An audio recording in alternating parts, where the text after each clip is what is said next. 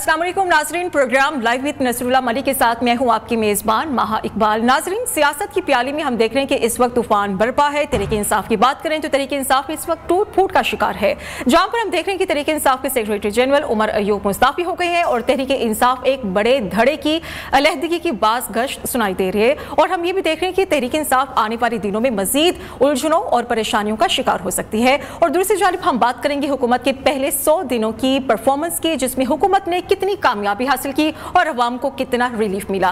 क्या हुकूमत की डायरेक्शन इस वक्त दुरुस्त है? और IMF की जानिब से जो डू मोर का मुतालबा किया जा रहा है, बिजली के बिलों ने अवाम की चीखें भी निकाल दी, तो ये सारी सिचुएशन किस तरफ को जाती हुई दिखा रही है, ये भी हम डिस्कस करेंगे। और अवाम का इस वक्त एक ही मुतालबा है कि अब हकीकी मसीहा आ जाना चाहिए, हमारी मुश्किलात को कम कर देना चाहिए।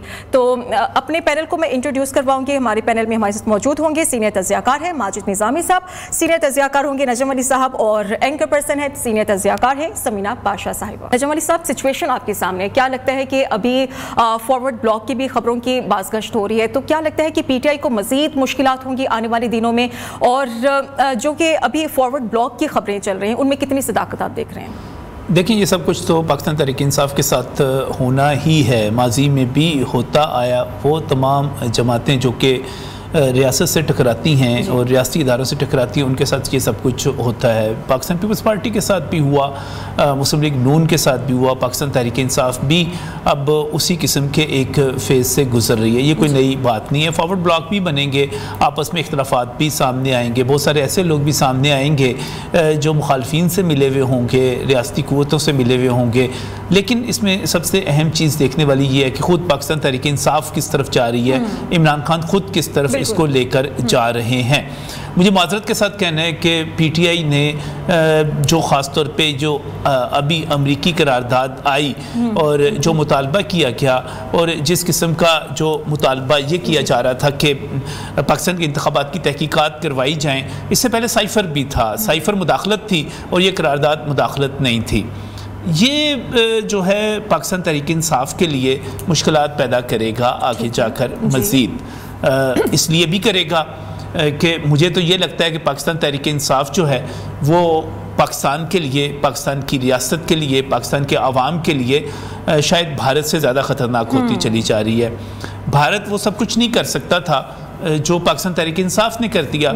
भारत हमारी यूथ को इतना बदतमीज़ नहीं बना सकता था, अपने बड़ों का इतना गुस्ताख नहीं बना सकता था जितना पाकिस्तान तहरीक इंसाफ ने बना दिया। भारत यहाँ पर 1965 में नहीं कर सका, 9 मई नहीं कर सका, 9 मई खुद नहीं कर सका, उसने पाकिस्तान तहरीक इंसाफ से करवा दिया। और भारत जो था वो IMF को नहीं कह सकता था, वर्ल्ड बैंक को नहीं कह सकता था कि हमें कर्ज ना दो, उसने पाकिस्तान तहरीक इंसाफ ने वो सब कुछ कर दिया। इसी तरह आगे आप बढ़ते चले आए, इतने जितने मामला आते हैं, CPEC को रुकवाने को देख लें, CPEC को भारत नहीं रुकवा सकता था, पाकिस्तान तहरीक इंसाफ ने रुकवा दिया। अब ये जो करारदाद आई, इसमें इसकी जो मुखालफत कौमी असम्बली में की गई और जिस तरह वहाँ पर मकबूजा कश्मीर के हवाले से, गजा के हवाले से जो डिमांड शामिल थी, उनको भी मुस्तरद कर दिया गया। क्या मैसेज दिया गया? तो मुश्किलात तो उनके लिए हैं, लेकिन इसके बावजूद मैं एक बात कहूँगा कि पाकिस्तान तहरीक इंसाफ वही रहेगी जिसमें इमरान खान खुद होंगे और जो उनके साथ अटैच होगा। इससे हटकर नीचे धड़ेबंदी होती रहे, लड़ाई होती रहे, आखिर में इमरान खान साहब जिस पर हाथ रख देंगे वही तहरीक इंसाफ, चाहे वो शिबली फराज हों, चाहे वो अब देखें ना अपना वो जो अपना साबिक वज़ीर इत्तलात थे हमारे फवाद चौधरी साहब बड़ी हाथ पैर मार रहे हैं वापस आने के लिए। अब दूसरी तरफ से हामिद खान साहब जो है उसकी मुखालफत कर रहे हैं, टका के मुखालफत कर रहे हैं। तीसरी तरफ शिबली फराज साहब अपनी जगह पर मौजूद हैं, उमर अयूब, शेर अफजल मरवत अपनी जगह पर मौजूद है। सारी जो है एक जूतियों में दाल बट रही, क्योंकि आपने पार्टी नापुख्ता कार लोगों के हवाले कर दी, आपने सियासी लोगों को सियासी मुशावरत में लेकर नहीं चले। चेयरमैन आने वाले दिनों में क्या स्ट्रेटेजी अपनाएंगे? समीना पाशा साहिबा, आपने भी गुफ्तगू सुने नजम अली साहब की, वो कह रहे हैं कि सारा कुछ PTI का किया कराया है, PTI के होते हुए पाकिस्तान को किसी दुश्मन की जरूरत नहीं है। पहले तो इस पर भी आप कमेंट कर दीजिए, और आने वाले दिनों में आप क्या देख रहे हैं कि बानी PTI की तरफ से कोई लचक का मुजाहिरा किया जाएगा, मुज़ाकरात की तरफ जाएंगे?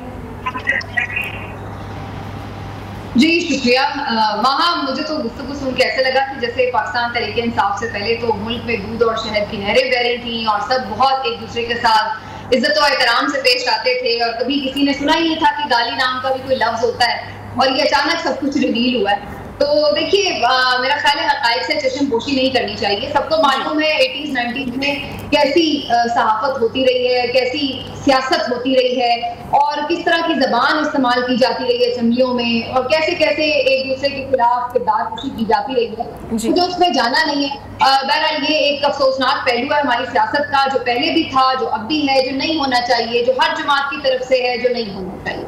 पहले तो ये चीज, बाकी जो ये बात अगर हम कहें कि जी किसी की तर्ज सियासत से बिल्कुल इख्तिलाफ है, उसकी राय से भी इख्तिलाफ हो सकता है, लेकिन मेरा ख्याल है किसी भी सियासी जमात को हम मुल्क दुश्मन को बहरहाल डिक्लेयर नहीं कर सकते, इसलिए कि ये पाकिस्तान की सबसे बड़ी जमात है और इसको पाकिस्तान का सबसे बड़ा इस वक्त वोट हासिल है। तो अगर हम ये कह रहे हैं कि फिर ये जमात या इसके लीडर मुल्क दुश्मन है, तो हम ये कह रहे हैं कि फिर उनको, उनका साथ देने वाले, उनको पसंद करने वाले, उनको वोट करने वाले, वो तब से क्या मुल्क दुश्मन है? क्या आप अवाम के इज्तिमाई शऊर की तौहीन कर रहे हैं कि उन्हें मालूम नहीं कि कौन मुल्क के साथ सगा है और कौन मुल्क के साथ सगा नहीं है, कौन मुखलिस है, कौन मुखलिस नहीं है?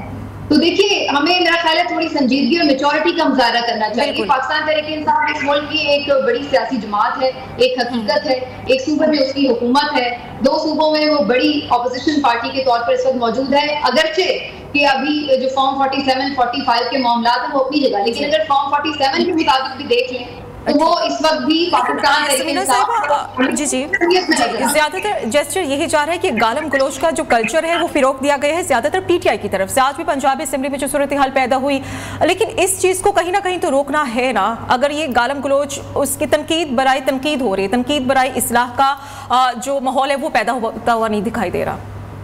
देखिए मैं तो प्लेनली आपको कह चुकी हूँ कि ये हर जमात की तरफ से है। ख्वाजा आसिफ साहब क्या क्या नहीं कहते रहे हैं पंजाब असेंबली में भी, कौमी असेंबली में भी और पंजाब असेंबली में भी, क्या क्या कुछ नहीं होता रहा है। मुझे वो बातें रिपीट करने का ना तो शौक है और ना मैं करना चाहती हूँ, लेकिन हक़ाइक़ सबको पता है। वहाँ पर भी क्या कुछ कहते रहे हैं, ख़वातीन के लिए किस किस्म के रिमार्क्स आते रहे हैं, और मैं ये भी नहीं कह रही कि पीटीआई नहीं कहती, पीटीआई के भी लीडर्स की तरफ से कहा जाता है। और जहाँ तक अगर आप वोटर से वोटर की बात करें तो वो भी बिल्कुल उसी तरह से मामला है कि आप देख लें तो आपको पाकिस्तान तहरीक-ए-इंसाफ के भी वोटर से वोटर बहुत गलत और बातें और बड़ी नाजायज तनकीद करता नजर आते हैं, और PMLN के भी अब इससे मुस्तस्ना नहीं है। बल्कि मुझे हैरत इस बात पर होती है कि जो ज्यादा गालम गलोच करने वाले अकाउंट्स हैं उनको मरियम नवाज साहिबा लीडरशिप खुद फॉलो करती है। ये मेरे लिए हैरत अंगेज बात है कि आप, चलिए यहाँ तक तो समझ में आता है कि कोई वोटर सपोर्टर अपनी मर्जी से आके किसी को फॉलो करे, गाली दे, उसको मेरी बात नहीं पसंद आई, वो कुछ कह दे, लेकिन हैरत अंगेज तौर पर अगर वो 1000-1500 फॉलोअर्स वाला छोटा सा एक अकाउंट हो और उसको मरियम नवाज फॉलो कर रही हो, तो मेरे लिए अलबत्ता ये जरूर एक हैरत अंगेज बात है। तो इसमें इस तमाम में तो खैर सब एक जैसे हैं, इसलिए इसके ऊपर हम किसी एक को ब्लेम नहीं कर सकते। मेरे ख्याल से तमाम जमातों को चाहिए तमाम जमातों को चाहिए कि इस चीज़ को यहाँ पे ख़त्म किया जाए और मुल्क की कौमी मफाद के लिए मिलकर बैठे। माजिद निज़ामी साहब, आप भी गुफ्तगू सुने, समीना पाशा ही फरमा रही कि तमाम जमातों को मिलकर बैठना होगा और इस कल्चर को ख़त्म करना होगा जो गालम गलोच और शोर शराबा, एक दूसरे के मतलब एक दूसरे को क्रिटिसाइज़ किया जाता है। क्रिटिसाइज़ करना है तो एक बेहतर अंदाज में किया जा सकता है, गालम गलोच को एक साइड पर रखकर। सर, ये जो कल्चर शुरू हो चुका हुआ है इसको कैसे ख़त्म किया जा सकता है, और बानी PTI के बारे में आप क्या कहेंगे? आने वाले दिनों में उनके कितना वो लचक का मुजाहिरा कर सकते हैं? क्या मुज़ाकरात की तरफ वो आएंगे? जी बहुत शुक्रिया। ये दोनों इंतहाई अहम मौज़ूआत इसलिए भी हैं कि जब हम कौम के अखलाकियात की बात करते हैं तो ये बात दुरुस्त है कि हमें हर शोबे के अंदर ज़वाल ही नज़र आता है, और ये सोशल मीडिया भी उसी का आकाश है। और इसमें मज़ीद अफसोसनाक अमर ये है कि कोई अपनी गलती मानने को तैयार नहीं है। जब हम बात करते हैं कौमी इत्तेफाक राय की, तो उसमें फिर तमाम सियासी जमातों को, तमाम स्टेक होल्डर्स को एक कदम पीछे हटना होता है। तो हम डी एस्केलेशन कहते हैं या कॉन्फिडेंस बिल्डिंग मेजर्स कहते हैं। लेकिन जब ये मामला ऐसे चलेगा कि जब सियासी जमातें एक दूसरे के गुनाह तो बताएंगे लेकिन अपने गुनाहों की बात नहीं करेंगे तो ये डेडलॉक की कैफियत बरकरार रहेगी। और इसी वजह से अब इस वक्त सियासी माहौल में हमें कोई शाह अहमद नूरानी, काजी हुसैन अहमद, नवाबजादा नसरुल्ला, इन जैसे बड़े नाम नजर नहीं आते जो सियासत के अंदर कंसेंसस पैदा कर सकें। तो ये इसी वजह से ये एक कलेक्टिव चीज है कि जिसमें आप किसी को मुर्दे इल्जाम एक को नहीं ठहरा सकते। जब इससे आगे निकलना है یا ایک بہتر صورتحال کی طرف جانا ہے تو ہمیں اپنی غلطیوں کو مانتے ہوئے آگے بڑھنا ہوگا. یہ بڑا آسان ہوتا ہے کہ اس نے یہ کیا، اس نے یہ کیا، ہمارا پرسنٹیج کم ہے، اس کا پرسنٹیج زیادہ ہے، لیکن اس سے ڈیڈ لاک کی کیفیت برقرار رہتی ہے. اور اس وقت بھی پاکستانی سیاست میں یہی ہے کہ پولرائزیشن اس قدر بڑھ چکی ہے کہ یہاں پر مفاہمت کی بات کرنے والے کو، اعتدال کی بات کرنے والے کو ناپسند کیا جاتا ہے. اور سیاسی جماعتوں کے اندر بھی وہ لوگ کارنر ہو چکے ہیں، وہی لوگ سامنے آتے ہیں کہ جو بڑھ چڑھ کے بات کریں، تنقید کریں، کچھ نہ کچھ گالم گلوچ بھی پسند کی جاتی ہے. تو یہ جب ہم ان چیزوں کو ہم آئسولیشن میں نہیں دیکھ سکتے، جب ہم ان کو ایک کلیکٹیو پکچر میں دیکھتے ہیں تو پھر ہمیں پتہ چلتا ہے کہ یہ اتفاق رائے، مفاہمت، یہ سارے الفاظ سننے میں تو اچھے لگتے ہیں، لیکن مجھے ابھی تک پریکٹیکلی مستقبل قریب میں ان ساری چیزوں کا امکان نظر نہیں آ رہا.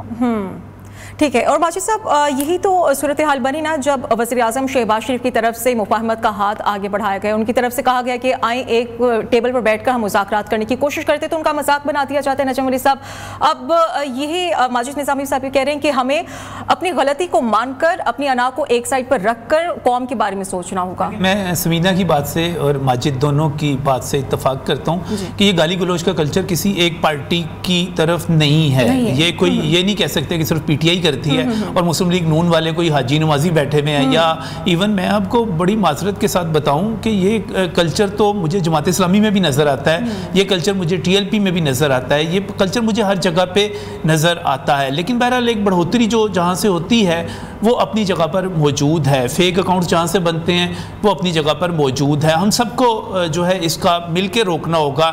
مجھے تو لگتا ہے کہ شاید جب حکومت یہ بات کرتی ہے کہ ہمیں کوئی آپس میں مساک معیشت کرنا چاہیے، مساک جمہوریت کرنا چاہیے، اس سے کہیں زیادہ پہلے ہمیں ایک مساک اخلاقیات جو ہے وہ کرنا پڑے گا. اور جہاں تک آپ مفاہمت کی بات کر رہی ہیں، میں آپ کو بڑی آج ہی اس وقت ڈسکس ہو رہا ہے بہت زیادہ، وزیر دفاع خواجہ آصف نے بی بی سی کو ایک انٹرویو دیا ہے اور اس میں انہوں نے کہا ہے کہ اگر بانی P T I Imran Khan صاحب رہا ہو جاتے ہیں تو حکومت کو کوئی خطرہ نہیں ہے، کوئی خطرہ نہیں ہے.